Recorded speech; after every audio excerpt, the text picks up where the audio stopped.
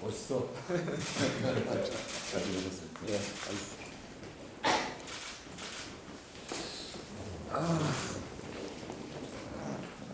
오늘 저 김영태 신임 국민의힘 비상대책위원장님 반갑습니다. 이렇게 비상대책위원장님에 대해서 만나니까 아주 좋네요. 아주 젊은 분이 비상대책위원장이 돼서 당이 좀 쎄쎄해지는 것 같은데 21대 대통령 선거라는 그 대한민국 중대사를 앞두고 국민의힘 비대위원장으로서 중요한 역할을 맡게 돼서 어깨가 매우 무거우리라 생각합니다. 이번 22대 국회에 처음 등원한 국회 초선임에도 불구하고 당의 압도적인 찬성으로 인준된 것을 볼 때 당 밖의 기대가 그만큼 크다 이런 걸 느낄 수 있습니다. 약 보름 기간 남은 대선이 대한민국 5년을 결정짓는 매우 중요한 선거입니다. 선거운동 기간 동안 매일매일 선거운동을 하면서 한 분 한 분, 국민 한 분 한 분을 만나게 될 텐데 우리 국민들이 원하는 정치가 어떤 모습인지, 어떤 대한민국의 모습을 원하고 있는지 그런 걸 현장에서 많이 느끼게 될 겁니다.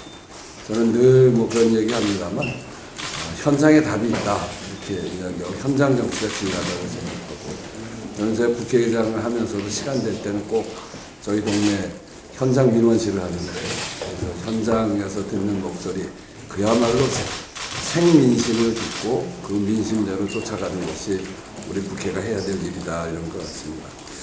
특히 비대위원장님께서 30대 젊은 청년 정치인인 만큼 2030 청년들이 가장 힘들어하는 문제들에 대해서 잘 살펴보시고 또 어떤 정책과 비전을 원하는지 이런 점들을 잘 경청하시면 좋을 것 같습니다. 국민이 먹고 사는 문제, 일한 만큼의 대가를 받고 억울한 꼴 당하지 않는 그런 사회를 만들어가는 게 우리가 정치가 해야 될 일이고 그런 사회가 우리의 목표 아니겠어요? 그래서 그런 점에서 이번 남아있는 대선 기간 동안 정말 국민들의 목소리를 듣는 그런 기간이 되기를 바랍니다. 김영태 위원장님한테 꼭 또 하고 싶은 얘기는 저는 그 환경공학 석사를 했습니다. 예. 환경공학과 나오셨죠? 예. 요즘은 특히나 이제 기후 위기 또 환경 이런 문제가 굉장히 중요한 문제고 또 새로운 성장 동력에 있어서 기후 위기와 결합해서 보면 새로운 산업 성장 동력을 만드는데 재생에너지 이런 것들이 매우 필요하니까 국회의장과 우리 국민의힘 비상대책위원회 같이 관심을 가지고 해나가면 좋은 성과를 더 거둘 수 있지 않을까 이런 생각을 해봅니다. 감사합니다. 오늘 이렇게 자리에 함께 해주셔서 고맙습니다. 제가 그 지난주 목요일 날 취임하고 나서 이제 국회를 대표하는 당연히 국회의장님께 인사를 드리고 싶었습니다. 조금 전에 말씀드렸던 것처럼 저희가 국회에서 기후위기특별위원회를 만드는데 의장님께서도 많은 힘을 쏟아주셨고 그 과정에서 또 몇 번 찾아뵙고 인사드렸던 기억이 있습니다.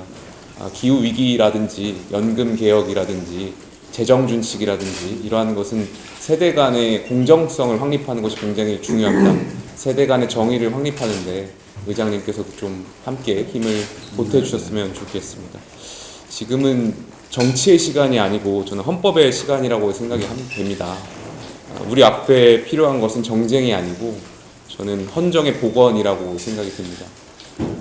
특히 제가 많은 지역을 돌면서 유권자분들께서 입법과 행정과 사법의 균형이 필요하다는 말씀들 많이 주고 계세요. 흔들리고 있다라는 국민적 우려가 있습니다. 특히 입법이 사법 위에 군림해서는 안 된다 이런 말씀 주시고 계십니다. 왜냐하면 최근에 이제 법관을 탄핵하겠다라든지 아니면 대법관 수를 늘리겠다라든지 아니면 판결이 마음에 들지 않으면 수사가 마음에 들지 않으면 수사 검사를 탄핵하겠다라든지 이러한 것들에 있어서 많은 국민들이 우려를 주고 있는 것도 제가 현장에서 느꼈던 사실입니다. 입법이 사법 위에 올라서는 순간 저는 헌법의 균형은 무너진다라고 생각합니다. 그래서 국회는 이러한 것을 대립하는 것이 아니라 의장님께서도 몸소 실천해 오셨고 잘 알고 계시겠지만 헌정의 중심이어야 된다라고 생각이 듭니다. 제가 22대 국회의원에 되면서 정말 멋있는 정치 한번 해보고 싶었습니다. 생각이 다르더라도 틀린 게 아니고 대화하고 존중하고 생각을 좁혀나가는 관용의 정치를 할 수 있을 거라고 생각했는데 사실 부끄럽게도 못했습니다.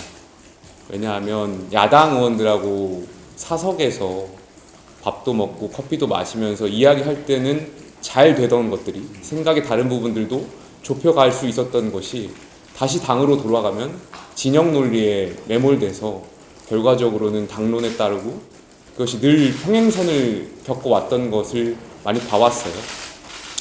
그러한 원인은 여러 가지 것들이 있었다라고 생각이 듭니다.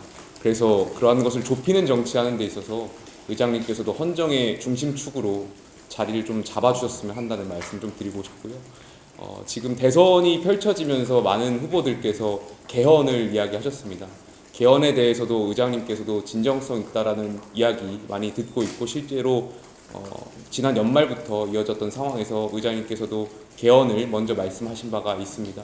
이번 기회에 정말 국민들께서 원하시는 개헌, 그러니까 정치적인 유불리나 계산을 따져서 하는 개헌이 아니라 제대로 된 7공화국, 정말 국민들이 원하는 협치형 정부를 만들 수 있는 개헌에 저희도 많이 노력할 테니 의장님께서도 중심을 잡아주시고 이끌어 주셨으면 좋겠다는 말씀 드리겠습니다. 그래요. 좋은 말씀이시고 저는 뭐 제 지론으로 늘 해온 이야기입니다만 세상이 변하고 바뀌고 또 앞으로 헤쳐나가야 될 일들이 많고 여긴 큰 길을 놔야 되는데 헤쳐온 길에 대해서는 길을 안착시키는 이것을 안착시키는 길을 놔야 되고 헤쳐나가야 될 길에 또 길을 놔야 되는 건데 그것이 제도죠. 그 국회가 하는 일이고 정부는 그 길을 따라서 국민의 삶을 윤택하게 만드는 일이고 또 사법부는 길에서 이탈하는 것을 막기 위해서 견제하는 그런 세 개가 분리되어 있지만 국민의 삶이라고 하는 그 하나의 축을 가지고 서로 협력하고 또 다른 역할을 맡고 잘못하면 비판도 하고 이렇게 가면서 상권이 분립되고 서가는 거라고 생각합니다.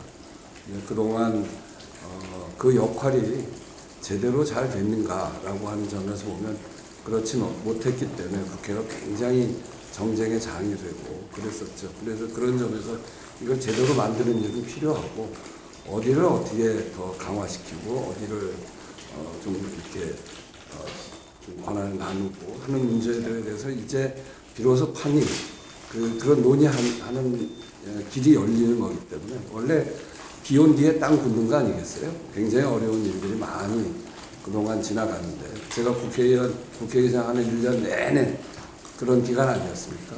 그래서 이제 비 온 뒤에 땅 굳듯이 우리 국민 전체가 다시는 이런 일이 생기지 않도록 잘 고민하고 서로 잘 합의하고 이건 근데 굉장히 어려운 과제이기도 합니다만 그렇기 때문에 사회적 대화가 잘 이루어져야 됩니다. 그래서 지금 말씀하시는 내용들도 잘 고민의 내용을 담아서 근데 이번 대선 기간 동안에 후보들 사이에서도 많이 논의가 되겠죠. 그게 사회적 합의의 과정일 수도 있고 또 정당 간의 논의가 있을 수도 있고 그래서 그런 길로 나아가기를 기대하고요. 저도 그 과정에서 제가 할 수 있는 역할이 있으면 해 나갈 생각을 갖고 있습니다.